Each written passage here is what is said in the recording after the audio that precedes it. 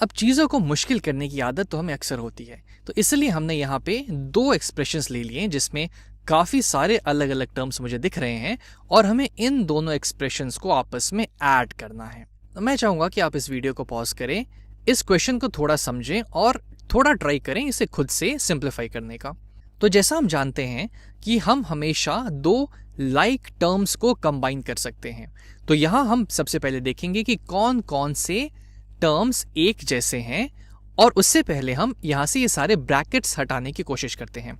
तो 5x² plus 8x minus 3 तो हम ऐसे ही लिख सकते हैं यहाँ पे, क्योंकि इसके आगे हमने ना किसी चीज़ से मल्टीप्लाई किया है ना ही कोई साइन है, तो ये एज इट इज़ यहाँ पे आ जाएगा 5x² plus of 8x minus of 3।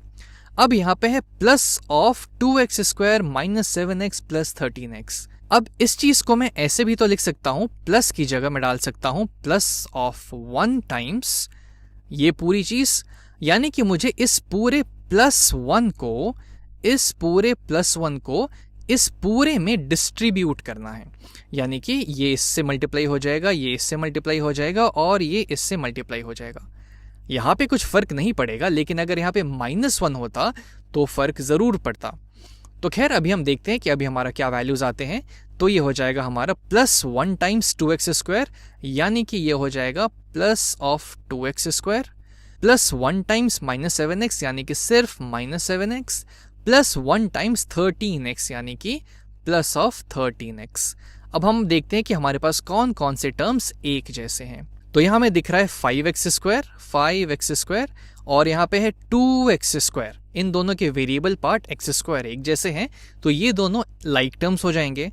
फिर है हमारा 8 टाइम्स x और माइनस ऑफ 7 टाइम्स x। इन दोनों के जो वेरिएबल पार्ट है वो एक जैसे हैं, तो ये दोनों लाइक टर्म्स हो गए। और 13x, हाँ 13x का भी तो वेरिएबल पार्ट इन्हीं के जैसा है, तो ये तीनों एक्चुअली में लाइक टर्म्स होंगे। और -3 तो बेचारा अकेला बच गया, तो ये एज इट इज़ यहीं पे रह जाएगा, इसको हम किसी और के साथ कंबाइन नहीं कर सकते हैं। तो चलिए अब हम जल्दी जल्दी लाइक टर्म्स को एक साथ लिख लेते हैं।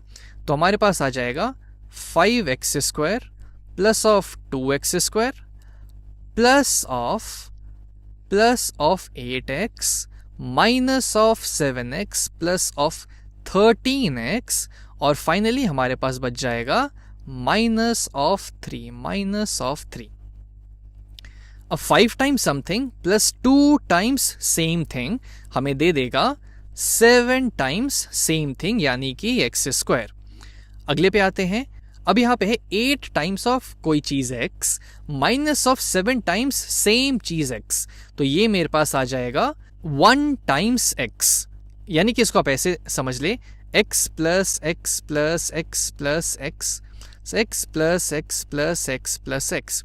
x हमारे पास 8 बार है और उसमें से हम 7 बार इसको घटा रहे हैं, तो 1 2 3 4 5 6 7, तो हमारे पास 1x बच गया, जिसमें हमको 13x और ऐड करना है। तो इसमें प्लस 13x और ऐड करेंगे तो हमारे पास 13x प्लस 1x, यानी कि 14x बच जाएगा, 14x और -3 जो है वो एज इट इज तो आ ही जाएगा। तो ये पूरी बड़ी सी एक्सप्रेशन सिंप्लीफाई होके बस इतनी सी रह गई। और आप इसे किसी भी ऑर्डर में लिख दें, आप अगर इसे -3 प्लस 7x² प्लस 14x भी लिख देते तो ये सही था। बस लाइक टर्म्स को कंबाइन करें और आपका एक्सप्रेशन सिंप्लीफाई हो जाएगा।